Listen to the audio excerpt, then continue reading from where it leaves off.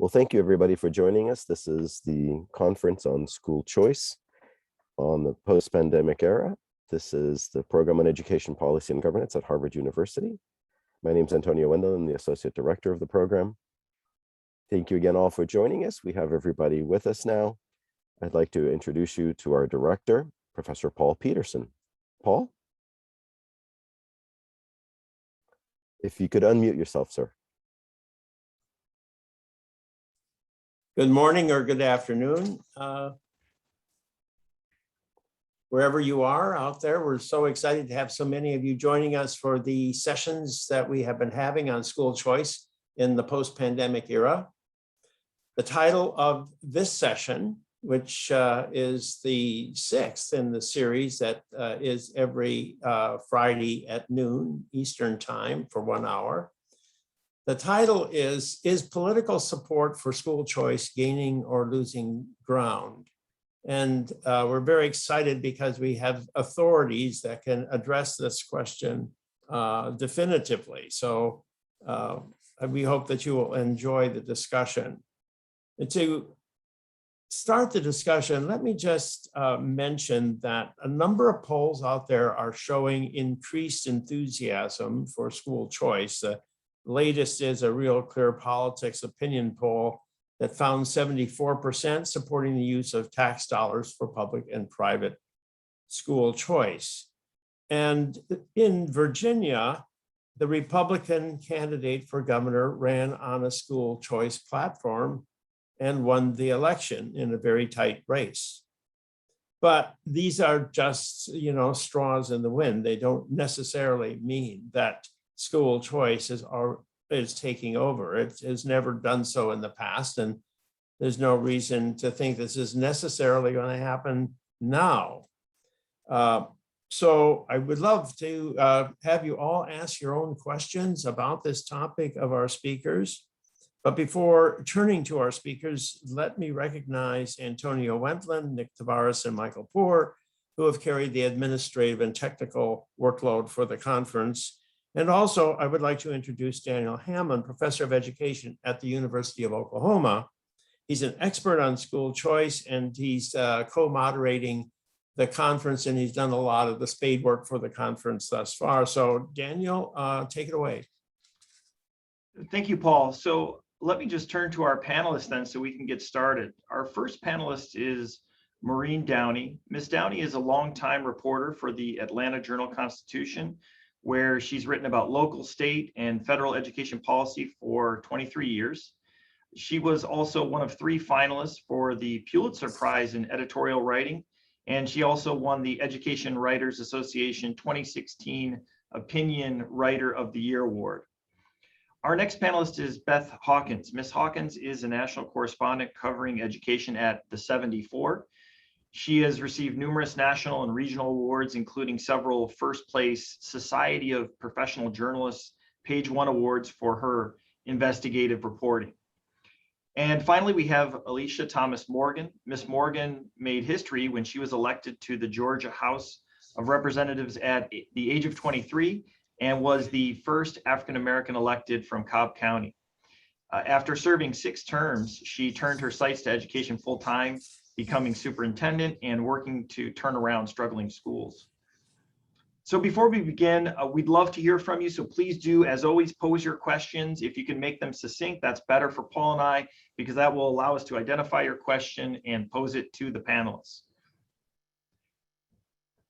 Okay, so we're going to get started here, and we're going to start out by giving each panelist a few minutes to talk on the session question, and then we'll open up the floor for Q&A. So Maureen, if we can, why don't we get started with you? Thank you. I'm glad to be here. Georgia has been on a long but relatively slow march to school choice. And we have charter schools. We have a tax credit for donations to scholarship funds that enable children to go from public to private schools. We have a 1 voucher program, special education voucher program, that the legislature did expand this year from IEPs to 504 plans. And on the table, and it's been on the table for several sessions, certainly come up in January here, is the education savings accounts.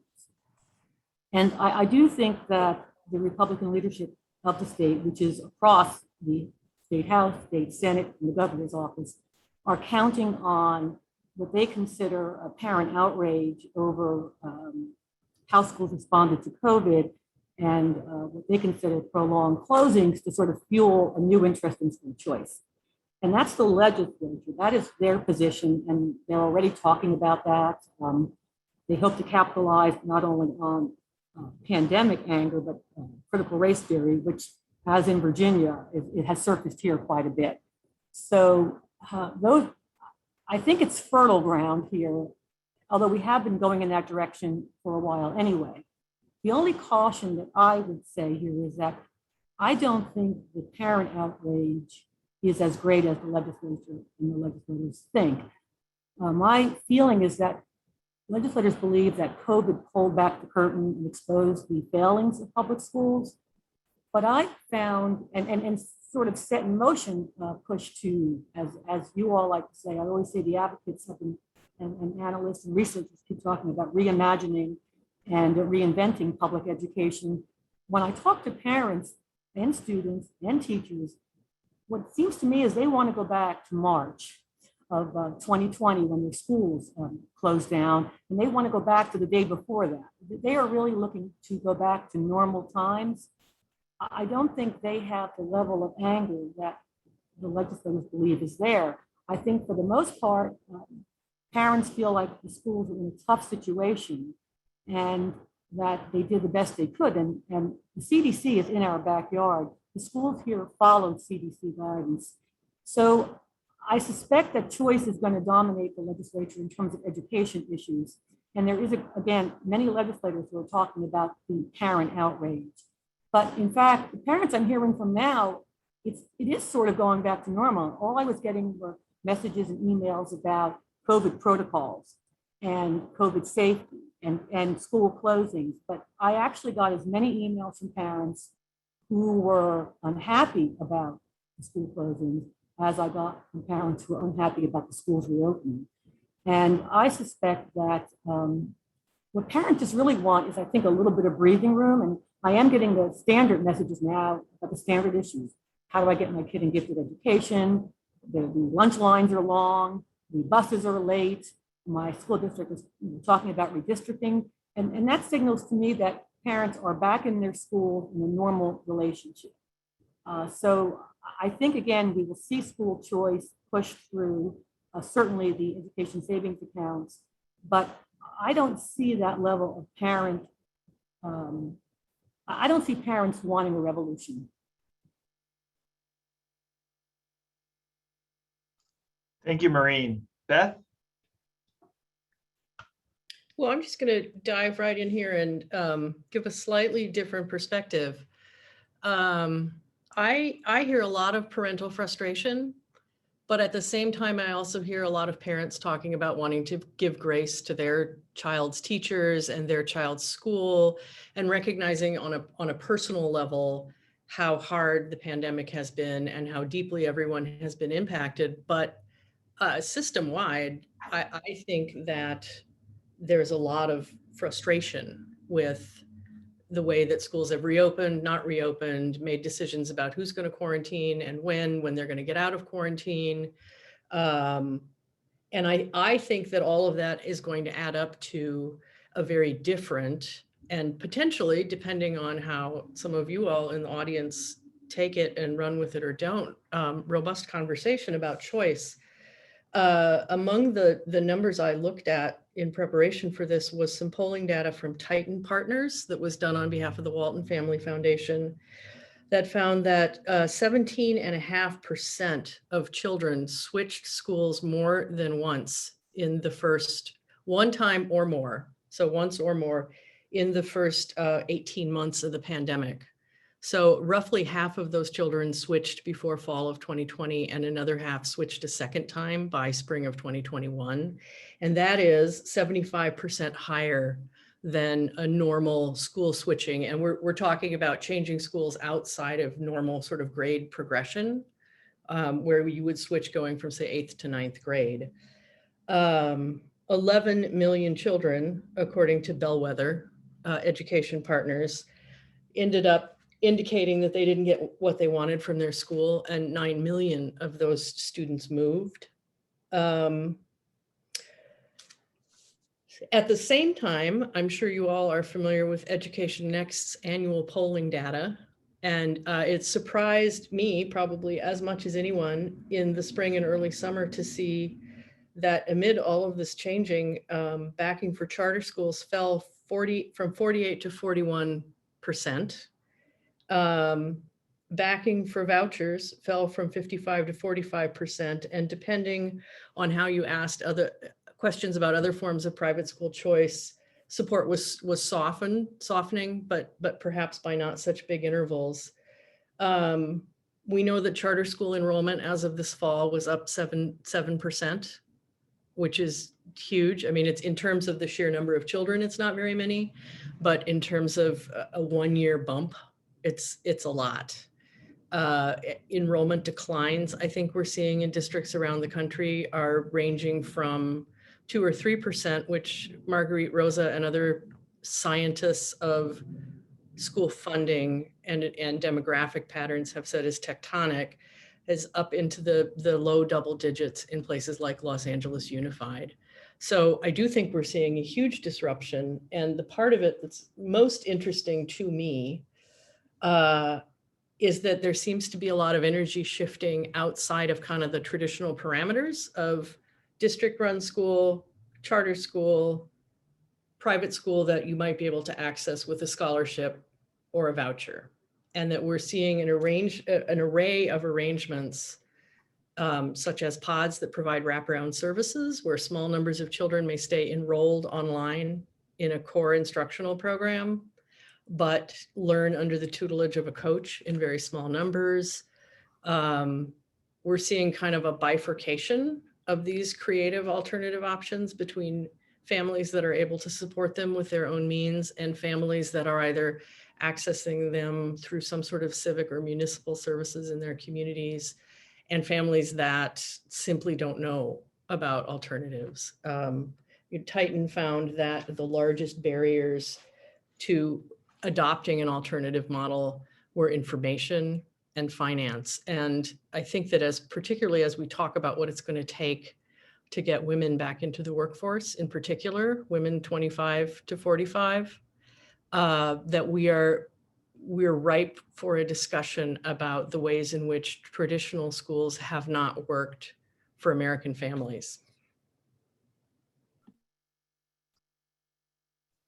Thank you, Beth. Alisha. Thank you, and thanks for the invitation to be here this afternoon, and good afternoon.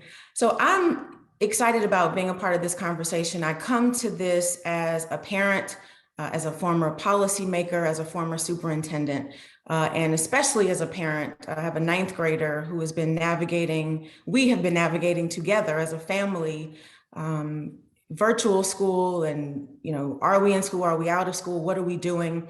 But for me, school choice started a long time ago with my parents, where my mom decided that the school that we were zoned to go to when I grew up in Miami, Florida, that wasn't the best fit for my brother and I. And so she exercised a minority to majority program, and my brother and I went to a school that was closer to my dad's job. And that was the educational foundation that really put me on a much different trajectory, frankly, than most of the people that I grew up with. And so choice continued through middle school. I went to a performing arts middle school, a magnet high school for performing arts, and then I attended the wonderful Spelman College here in Atlanta. And so I am a product of school choice. And for me, this is an issue about equity. It's an issue about leveling the playing field. For many parents, choice is about having their kid go to a school that's closer to their job or where their grandparents live because they need somewhere to go after school. It's about sending their child to a school that has performing arts or STEM so that they can foster those talents. It's about the child like mine who socially didn't really like being in a traditional environment, but because of COVID, we exercised that virtual option and she began to flourish. Choice is about those parents who want their child to get an education in a religious environment because that's what they want for their family. It's about that parent who wants peace while they're at work or while they're out and about, knowing that their child is safe at school every day. It's about the parent who knows that the traditional system is ill-equipped and overburdened to effectively provide services for their special needs child. So for my parents who knew that the schools in the neighborhood weren't going to be good enough for their kids, but didn't necessarily have the money to move to that quote unquote better area, choice was what changed our lives. And so as we have this conversation, I think it's important that we never forget the kids who are on the other end of these decisions, the parents who are making very tough decisions every day about the most important thing in their lives, and that's their children and their education. It's about that parent that I saw early this fall on Twitter. I didn't know her, but it brought me to tears that she was agonizing about the fact that she had no choices to send her son to school this fall. And so choice is an important issue. It's critical for me. As I said, it's about leveling the playing field. It's about acknowledging that education is actually about the child, his or her future, and the systems that we need to put in place to make sure that they reach their greatest potential. And the truth is, lots of folks have choice. Those of us on this panel have choice, right? We can move into great neighborhoods, which we probably do, and send our kids to the best schools possible. We can send them to the greatest private school. And some parents are exercising great sacrifice to send their kids to private school because they know just how important it is. But the fact is that there are millions of parents across this country who do not have that choice because they don't live in districts where they have a number of school options. They can't afford to live in neighborhoods where their schools are incredible. And they don't have the means to send their kids to private school. And so those are the families that I worry about. Who don't have those opportunities. And it's why when I was in the legislature, I sponsored House Bill 251 that allows parents to exercise choice within their school district. And as a result of that, thousands of families have better options in the state of Georgia. I co-sponsored the state's constitutional amendment that created the state's charter state commission. Again, an opportunity for more schools to be created because some of our school districts across the country, frankly, aren't very friendly to charters. And so as I continue to do this work as a policymaker, and then went on became a superintendent of a charter network, learned firsthand how important it is that when kids have options, their lives change. And so when we talk about what's happening during the pandemic, I think that the political support has broadened. Obviously, we see what happened in Virginia. I'm sure we're going to talk about that. But I think it's important that we never forget whether the Democratic or the Republican Party support charter schools or not. The millions of children who are in school right now as we speak deserve to have options in this country. And it can't be reduced to, is it politically expedient or not? Does it work for your family or not? Because perhaps it's not something that you have an experience with. But for those who are navigating this every single day as parents who want to have the best education for our children, this is for many of us the most central issue that we face every single day. Thank you, Alisha. Maybe I'll turn to Paul first. Paul, I think you're muted. Well, thank you all for those statements. The question that comes to my mind is about education savings accounts. You've all sort of indicated that this may be a rising topic in the school choice discussions. And whereas support for some of the traditional forms of choice might be expanding, might not be expanding, it's not so clear. When it comes to education savings accounts, there seems to be a lot of support for it. A number of legislators across the country have enacted new education savings account programs. But this idea is very vague and it differs from state to state, and a lot of people don't know much about it. So let me pose this to you first, Maureen. Is this a topic in Georgia, and you hear about this from elsewhere? And what do you think education savings accounts mean to people in ordinary circumstances? I think people don't understand them. And as an anecdote to that, I've covered multiple hearings over the past 3 or 4 years where the bills have been pushed. There are about the same 3 families who come to testify every time. And I think by now their children are probably in college, but it doesn't have broad-based support because I don't think people quite get it. We have a long list that grows as to what you could use the money for. And I think people are confused about how much control the state would have over sanctioning what they want to spend the money for. The latest bill actually leaves it up to a parent committee to vet the receipts, which brought a lot of concern, even among some Republican legislators in the General Assembly, about whether or not that was a good system. So I think the concept would appeal to people, some people, if they better understood it. But I think a voucher, they understand what a voucher is. And some people understand what a charter school is. We still have a lot of folks here in Georgia who believe charter schools are private schools, no matter how often we clarify that. So I think right now, I think legislators like it. I don't know if the public in Georgia really gets it. And I keep wondering why they drag these same 2 or 3 families year after year to come testify, because some of the families don't even quite fit the model. But I think it's because rank and file Georgians don't quite know what it is. Well, that's interesting. Beth, your opening comments suggest that you see some kind of support for new forms of choice, which education savings accounts would seem to provide. So what's your take on this?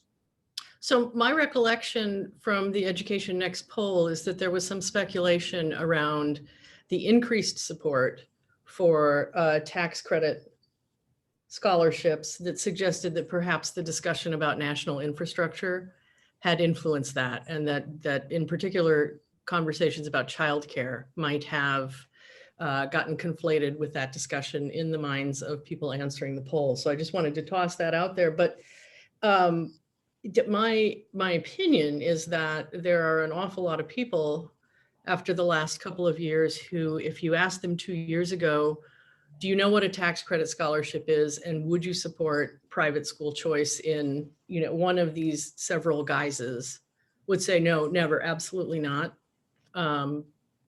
It's the Antichrist.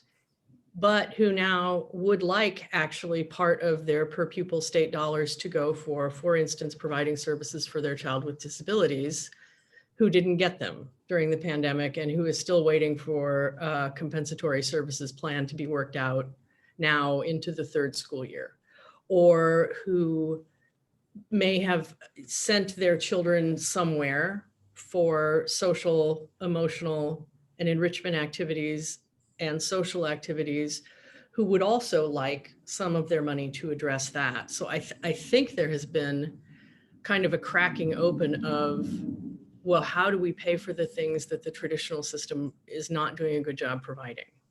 And a real frustration with the fact that there are populations that are simply not being served. Here, an example in my city, I live in Minneapolis, and at the start of the school year, when the Minneapolis district announced that it did not have enough school bus drivers and school buses to serve all of the schools, it very quickly became clear, because of course there was a public uproar, that school bus drivers bid their routes, and they were bidding the routes to the wealthy schools first. So there was a disproportionate impact where wealthy families were able to get their students, in some cases in very short distances, to school on buses, and families at poor schools weren't.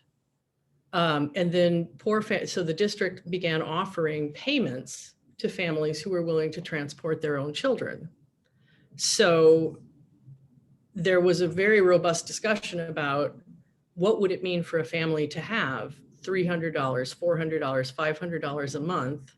Like, would that solve enough problems to make the transportation headache worthwhile? Nobody talked about that as a voucher. Nobody talked about it as a form of offering resources directly to families and allowing them to make choices about them.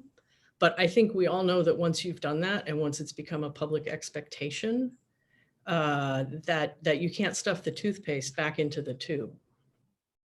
So, Alisha, are you seeing any signs of that among parents, a demand for the flexibility to use resources in the way that makes most sense for their child?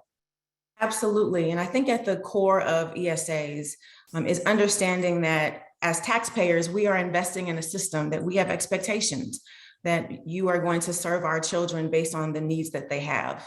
And if you are not able to do that because there are too many restrictions, because the model doesn't necessarily work for them, as a parent, allow me, who knows my child best, to make those educational decisions. And so that if that's transferring within the district, outside of the district, and making up the difference in terms of per pupil funding with that transfer, if it's going to a private school, if it's paying for tutoring services or some other supplemental or enrichment program, allow me to do that as a parent. And I believe that the pandemic has really shown a light on the fact that parents have more power and are, I think, embracing that power. You know, when you're walking by your kid's bedroom and you're seeing the teacher, hearing them, you know, listening to the conversation, you're able to ascertain whether or not they're getting a high quality education. When you're making decisions about virtual versus in-person, you're having to engage more with the system. It's more than just going to a PTA meeting or helping with homework. You are really much more engaged. And so I do believe that the appetite is growing across the country and among parents, because we are now seeing that we have much more power, and we should have more power when it comes to the dollars that we're investing in this system. What about, so some have argued in our sessions that some of these types of choice programs like an ESA leads to information overload for a lot of parents, or that there's a substantial subgroup of parents out there who don't have the social resources to take advantage of something like an education savings account. And that, you know, what happens is when these types of programs expand, that those parents who are really the ones that we hope will benefit most are the ones who get left behind by these programs. Can I answer that?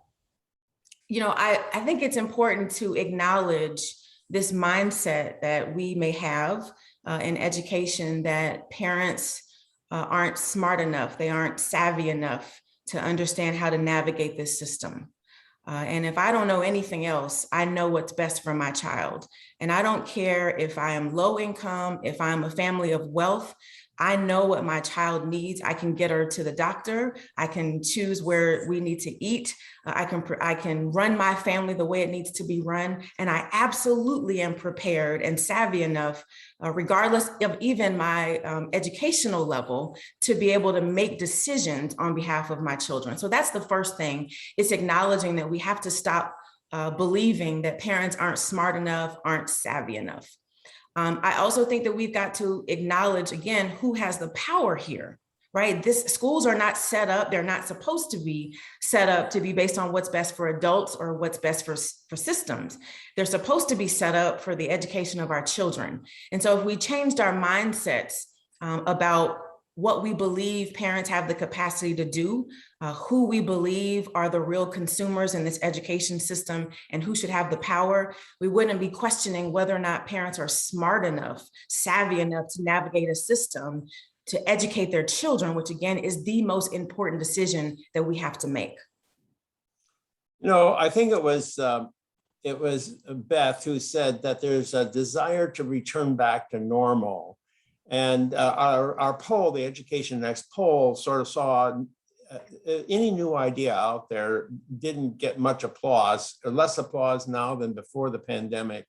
And you could also interpret the events in New Jersey, especially, but also in Virginia, as just sort of saying, you know, please put us back where we were, rather than sort of wanting another change in our educational system. Yes, there are some parents who are moving around trying to solve the problems during the course of the pandemic, but really the urge is to just go back to normal.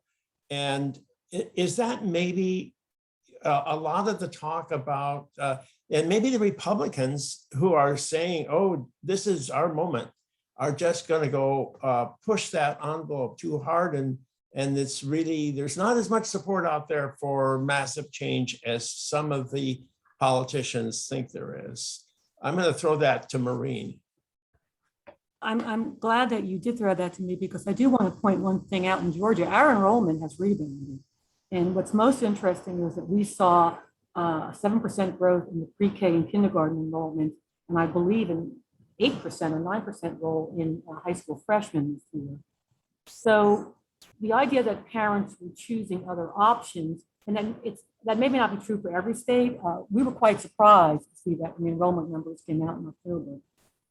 So I do think that says something about the fact that it was pre-K, kindergarten, and freshman year in high school. Tells me that those parents were trying to get their kids back on track.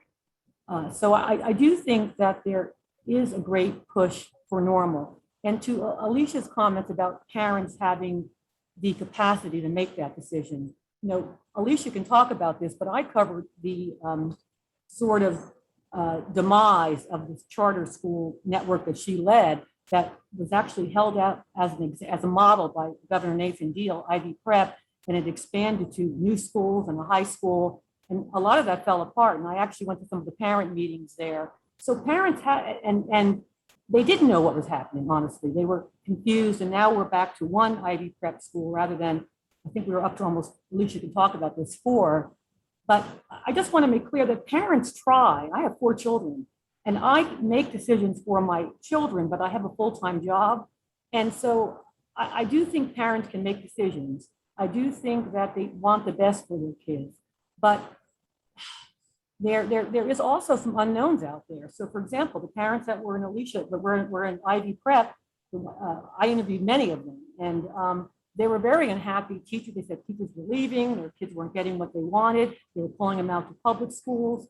So I think that we have to also recognize that with school choice, parents make choices and those choices may not work out for them. And it's not because they simply believed what was, what they were told, and it didn't happen to what they wanted. So it's a more complex thing to me. We've had lots of very promising charter schools here, open and closed.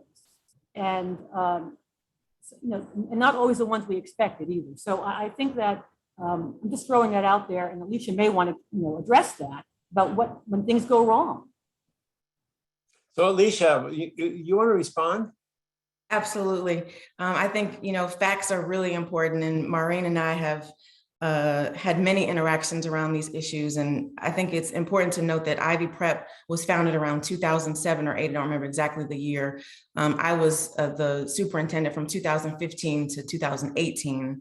And our schools went from a 43 state score to an 85. So they were not closed at the time that I was in leadership. So it's very important to note that. I do think it's equally important to note, though, having a conversation about charter schools opening and closing is a very different conversation than the one that we're having now. What I can tell you as someone who is a former legislator who helped to create the law and constitutional amendment that created state charters, there has to be a conversation about the policies that we've put in place. Some of them I advocated for. And then when I became the leader of those schools, realized that we got it wrong. And so we can't undermine, frankly, the necessity for charters and the choices that parents are making to put their children in charter schools in particular, again, who know what they're doing. They know why they're exercising these choices, but the state policies aren't aligned with what our missions are. So, that could be a much longer conversation, but we've got to enter these conversations with all of the facts. When we had the State Charter Commission a constitutional amendment on the ballot, it overwhelmingly passed across the state in rural areas, in urban areas, in suburban areas. And so choice and particularly support for charter schools in Georgia is overwhelmingly positive. And their closures are not about parents not choosing them. They're really about frankly, people who run systems that want to keep them the same rather than recognizing what parents want and what's best for families.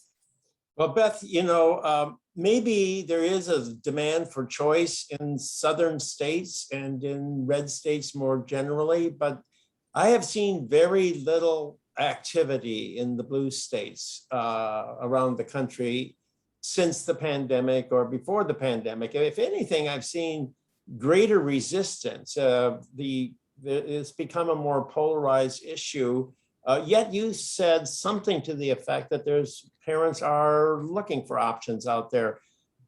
What's the state of play in Blue America? Well, I live in deepest blue Minneapolis. You can't get more blue than my neighborhood. And I would say that you're right, that our politics and our 2 legislative sessions, but this is not new. I mean, this was the status quo before the pandemic, that we have very conventional politics. Our Democrats, who are of course Democratic farmer labor, would like more money, and our Republicans would like to spend less money. And yes, I can see in the chat somebody saying teachers unions. We have one of the most powerful teachers unions in the country, and it spends a lot of money politically. So there's not a lot of like innovative middle ground in my chunk of Blue America. I'm not sure that that holds nationwide. And I think if you go back to the polling data, I think it shows little appetite for the pre-pandemic political debate. I mean, if you ask people how they feel about charter schools, how they feel about various kinds of private schools choice, support is down, in some cases radically. But if you ask people about their particular dissatisfactions over the last couple of years with where their child is going to go every day, how their needs are going to be met, how much direct instruction they're going to get, whether it's in person or online, what the protocol is going to be if there's a close contact in their class, those issues are top of mind for parents everywhere, regardless of blue or red. And I think kind of the second tier consideration is, okay, so I've quit my job because this has all become unmanageable. And I am now in charge of my child's education. So how am I going to piece this together? And if I'm stepping away from something that was, maybe 2/3 good enough for a long time, am I going to set up, say, a culturally affirming pod where my child is exposed to an Afrocentric curriculum with a handful of neighbors? Am I going to spend my resources banding together with my neighbors and, figuring out whether we all need childcare and whether that childcare could come from somebody with an educator's background? But I think your comment, Paul, is spot on. I don't see Blue America rushing to embrace innovations. Speaking, Can I just mention one thing? We talked about polls a few times, and I guess it just depends on which poll we're looking at, right? I think American Federation for Children just came out with a poll, the National Coalition for Public School Options, which I happen to be an advisor for them. We did a poll in December, over 1,000 Black and Brown parents across the country. And then the National Parents Union has done a poll, and overwhelmingly, upwards of 60 to 70% of parents across this country support choice. And that's not, pre-pandemic, that was during pandemic and beyond. And so I think it's really important to not lose that point. That again, if you live in the neighborhood that Maureen lives in, she mentioned prior to our start that she's got several CDC doctors who live on her street. If you live in her neighborhood, you probably are totally fine and really want to go back to the way things used to be. But if you live in some other neighborhoods across this country where that's not the case, the last thing you want is for education to go back to the way it used to be pre-pandemic. So we've got to pay attention to what parents are saying across this country, and all of the polls across party lines, across racial lines, political lines that are making it clear that there is a strong support for choice of all kinds in this country.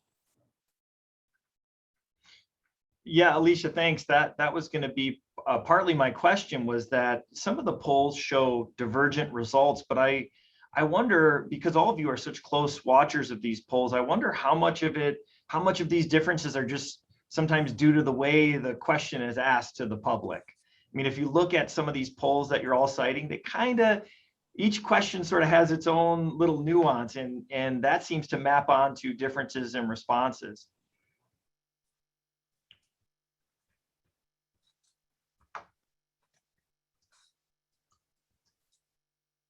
Well, I will say this. I think that the polls suggest a public that doesn't quite know what it thinks. I mean, we ask a question, are you very satisfied or not satisfied with your school?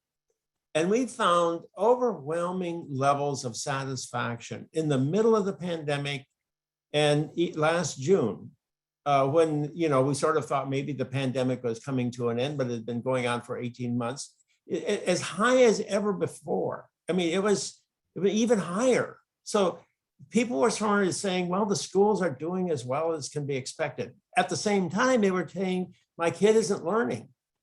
This was a bad year, and their social relationships are terrible, and we have emotional problems with our child, and even the physical fitness is not what it once was, because kids aren't getting recess and exercise and opportunities to participate in sports. So you go, whether it's academic or other things, they're all reporting unhappiness with what's happening to their child, but at the same time, they're saying they're satisfied with the schools. So I'll tell you, when you put all that together, you say, it's quite a muddle out there. It's not like it's easy to sort this thing out and say exactly what the trends are.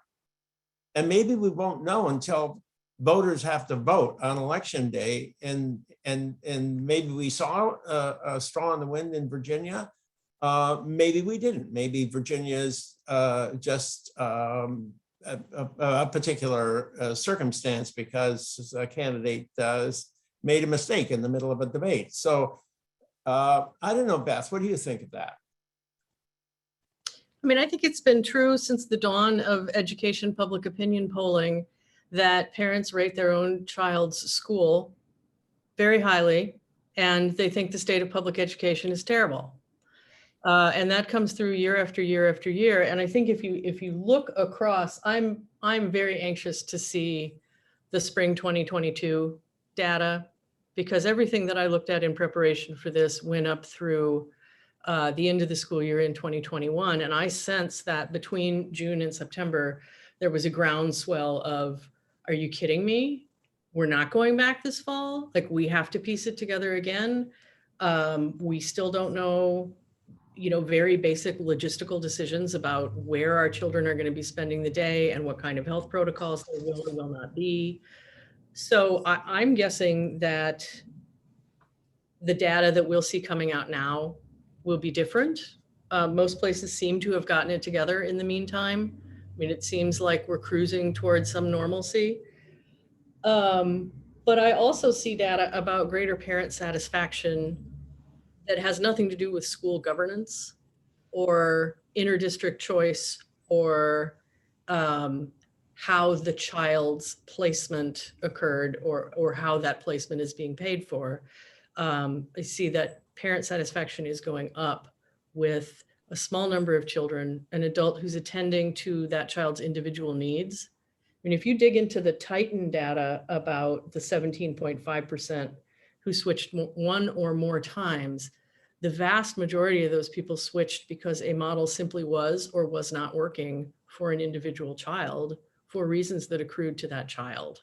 And a school or another entity might have been more or less flexible in taking that need into consideration.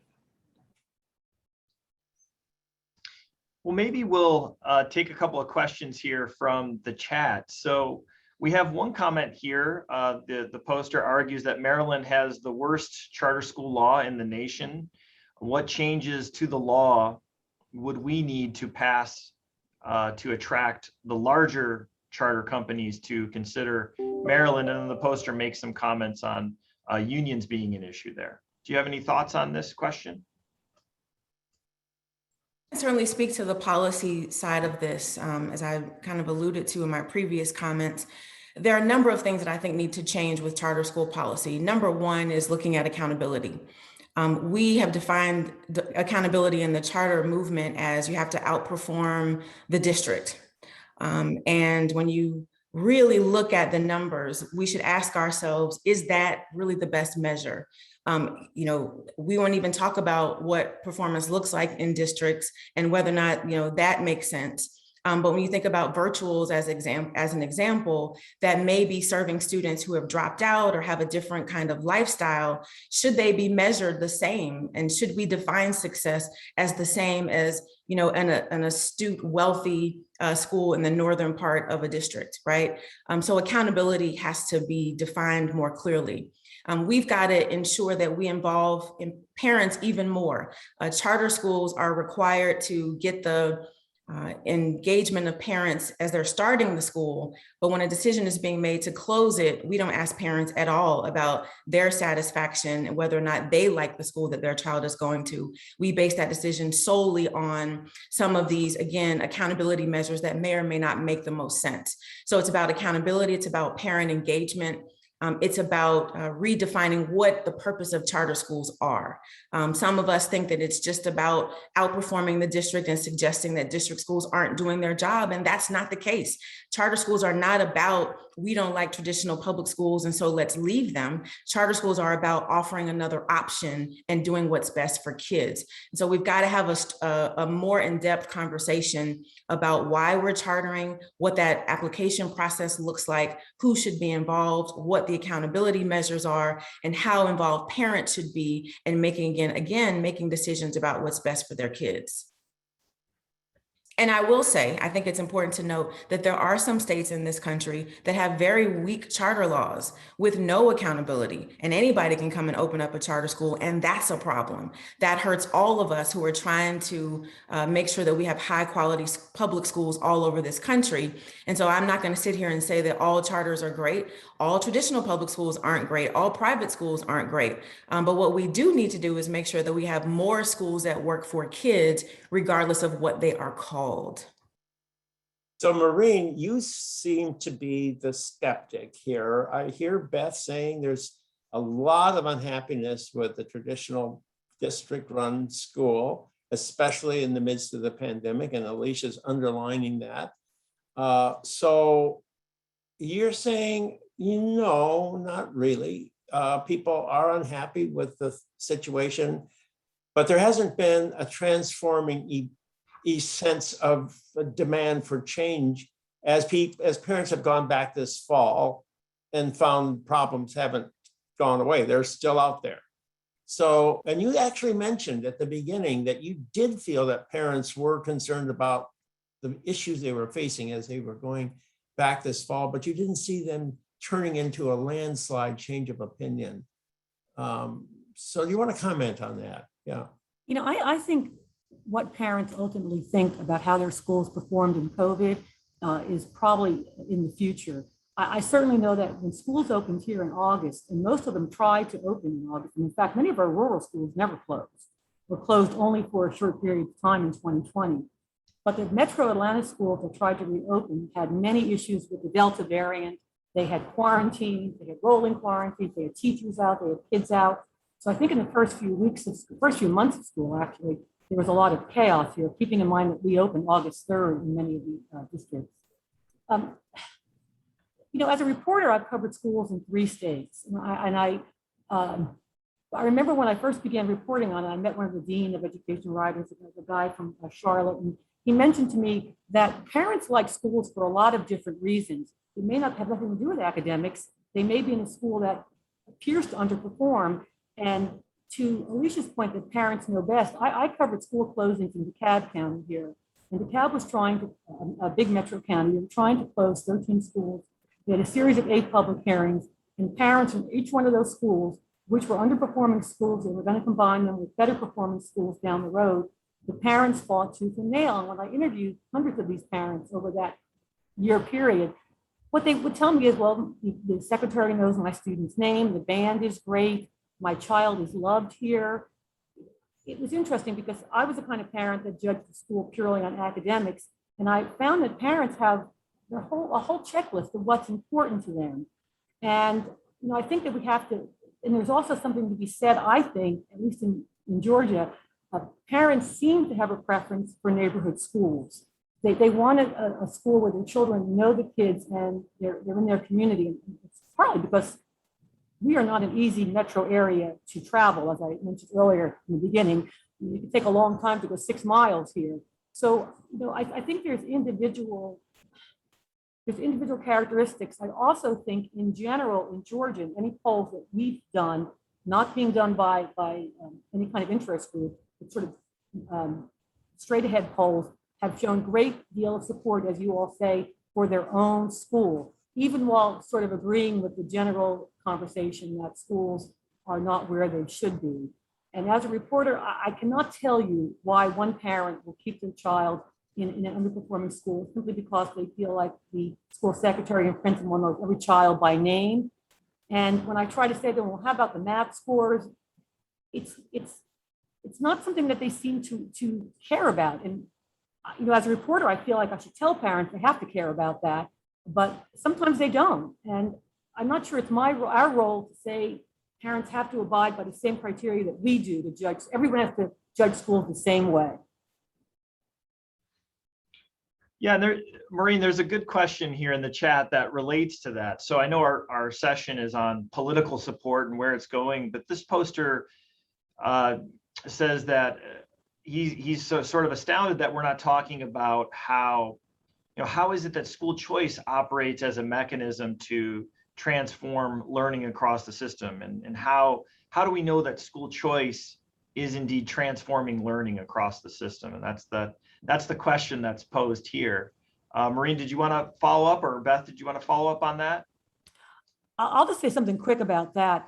And to Alisha's point about how you should judge charter schools, I've been covering the charter movement here, as I said, when it began in the late 80s, early 90s with our last Democratic governor, Roy Barnes, as R&D schools, research and development schools, before charter schools even became the name for them.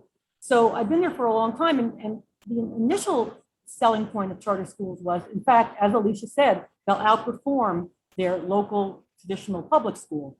That discussion is now different. Now the discussion is simply that they're a good choice, that parents need choice, and let's trust parent choice. I ran an op-ed in the blog I do for the AJC from a school choice advocate who said school performance shouldn't even be a factor. If parents support the school and want to keep their kids there at charter school, they should be allowed to do so. And so, that discussion has changed into choice for a better academic outcome to choice to simply broaden the parent landscape of where they can send their kids, regardless of how well the schools score on tests. And we have a state rating system here that's A to F.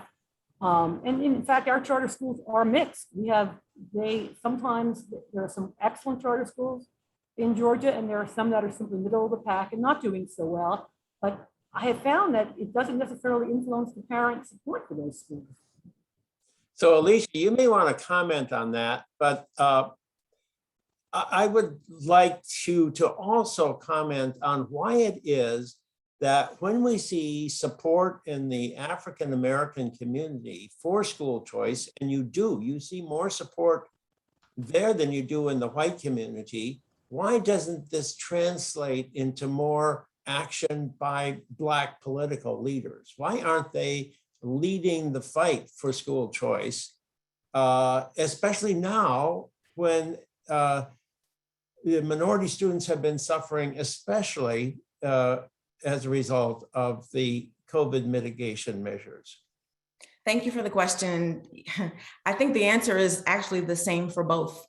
When Maureen mentions that she doesn't understand why parents may not be as concerned about the math scores they are about the secretary who knows their name, it's about how a student and a family feels when they're entering a school. Not all schools make families feel welcome. I'm working with a family now that a child had an IEP, and it wasn't until October at the end of the month that the school realized that they had an IEP. And so think about the 3 months that this child has gone without any services, that no one noticed that they were even there. And so it does matter when the secretary knows your name and they understand the challenges that you may be facing as a family. You can call your teacher at home if you've got questions about homework.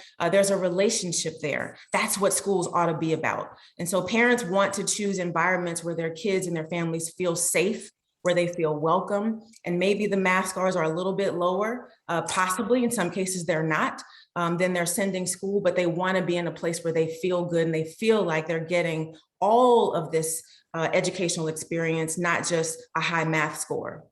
And when we talk about the support for choice among the Black community in particular, it's troubling to me when I think about the same thing with math scores. We're okay with lower math. We are, frustrated on the charter space when we see lower math scores at a charter school. But when we see math scores that are low for generations in an entire school district, nobody gets mad enough about that. And so that's my problem. And I think that's what's happening, frankly, in the political community, in the Black community, when it comes to those in the political elite that I call them. In polling in the community, again, when we talk about the charter debate that we had and that ended up on the ballot, overwhelmingly in high Black, high Democratic areas, families supported this constitutional amendment. Overwhelmingly, Black people, Black families support choice. But the people that we vote for as Democrats don't align with that, at least not in terms of their voting. They may align with it privately, but not so much when it comes to voting. And I'll tell you why. As a Democrat who supported school choice and worked with Republicans and worked across the aisle as we should in legislative processes, I was grossly ostracized by many of my colleagues because of my support for choice. And so as any person who's in political office, whether you're Black, white, Democrat, or Republican, if you find that you're going to be ostracized, that you're not going to be able to run for higher office, you're not going to be able to move your own legislative agenda, you're more likely to back off and choose issues that are less controversial. The sad part about that, though, as I always go back to, there are kids and families on the other side of those political decisions. And so what needs to happen in the Black community in particular is that Black parents need to hold our elected officials more accountable. We need to hold our school systems more accountable, understand the power that we have as parents to make these systems work for us and not just accept, Black, white, or otherwise, Democrat or Republican, that it's okay to vote against our own interests, and in this case, children. So Beth, do you agree with that? Is there a disconnect between opinion in the Black community and the Black leadership? And if there is, why is it there? As Alisha was talking, I was thinking about the last 2 years in the Minnesota legislature. And I think, we lived a couple of years that were exhibit A of what she's talking about. We had a number of young lawmakers of color. And it's important to note that in the Twin Cities, Southeast Asian students are a very large and historically underserved population. They have left St. Paul Public Schools by the tens of thousands over the last 10 years. And so we had a number of new Americans, immigrant lawmakers and Black lawmakers who came in, carried choice and choice-related legislation and, ran headlong into the committee structure. They couldn't get their bills heard. They were limited to 1 or 2 testifiers. A Republican would support something similar and all of a sudden they were, tarred with disloyalty. What went in at the start of both sessions was very, very different from what came out. And I agree with Alisha. I see the lawmakers who are sticking around softening their positions. And if you get some of the ones who have been around a few terms, alone in a back room, they will talk to you about being primaried by their own party. They will talk to you about the threats, subtle and not so subtle, that come with centrist politics. And, it's long been said that the best education policy comes out of the center, and the center, at least here, is not holding. Well, Maureen, is this a consensus point? Do you agree with this? And then I want to ask you this. Nobody's mentioned the teachers union, but we know the teachers union makes very substantial contributions to political campaigns and especially to the candidacies of Democratic candidates. So is this basically the unions have the ability to shape the thinking within the Democratic Party? Of course, we don't have teacher unions in Georgia but we do have professional associations. I certainly think that teacher groups here have some influence, but we are a Republican state. And I don't think that they have as much as they might have had. I do want to add one thing, though, to be fair about the charter landscape in Georgia. first of all, some of the strongest support for public schools comes from Clayton County and Metro and City of Atlanta, which are predominantly minority school districts. And I think that they have not seen a move to charter schools there at the level that I would have thought maybe 15 years ago, because that leadership, both Dr. Beasley in Clayton and Dr. Herring in Atlanta, have done a very good job, I think, of listening to parents in the last few years. But I do want to point out, Georgia is well known for having some charter schools in rural Georgia. We have one big charter school that serves 5 counties in rural Georgia. Of those counties, the 16% of the eligible students are white. 66% of the students in the charter school are white. So we have that echo of white flight schools here in the South. And I think that does make some folks, some legislators and some advocates, whether Black or white, a little leery of the charter school, of sort of loosening the reins and letting charter schools explode. We have a state charter school commission, and Alisha's right. It was voted in by the public, although the public did also turn down another big vote earlier on charter schools, the Opportunity School District. They rejected that by, I think it was almost 70%. So our voters are sending mixed signals on this. But so again, I think charter schools are complicated. And I think that we don't want to have charter schools become white flight schools. But I don't think we actually know how to measure charter schools. I think we're still floundering on what's a fair way to say if these schools are working or not. Is it performance? Is it parent satisfaction? And I really don't know, because I do think parents, again, pick schools for very different reasons. No parent has the same blueprint for deciding what school works. Well, thank you. I just noticed that we're a couple minutes past the hour, so we have to close up the session. But thank you to Maureen and Beth and Alisha for a fascinating conversation. We really appreciate you taking the time today. And of course, next week to the audience, we'll be here again to discuss, I believe it's, what does the latest research have to say about school choice, with Christopher Campos, Marcus Winters, and Patrick Wolf. So thank you again to the panelists, and we look forward to seeing you all next week. Thank you. Thank you. Thank you all. Thank you. Thank you for joining us. Have a great day. You too. Thank you.